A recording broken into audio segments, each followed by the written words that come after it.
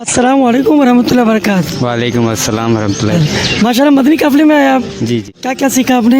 माशाल्लाह बहुत कुछ चीज़ें सीखी जो हम नमाज में बारीकियाँ गलतियाँ करते हैं जो हमें पता भी नहीं होती हैं। जबकि हम काफ़ी ऐसे लोग हैं जो नमाज़ पढ़ते हैं उनको ये भी नहीं पता होता कि हम नमाज में किस तरह करें, किस तरह हम हाथ बांध रहे हैं, किस तरह हम अल्लाह अकबर कह रहे हैं, अल्लाह अकबर कहते हुए कैसे सामने देख रहे हैं, कहाँ देखना चाहिए कहाँ नहीं देखना चाहिए, वज़ू कैसे होता है, वज़ू में अगर पानी इस्तेमाल हो गया, हाथ लग गया तो वो पानी इस्तेमाल नहीं कर सकते वज़ू के लिए। बहुत सी बारीकी चीज़ें जो हमने इधर सीखी और वो भी माशाल्लाह एक दिन में सीखी हैं। अरे वाह भाई यार, कैसा एक्सप्लेन किया।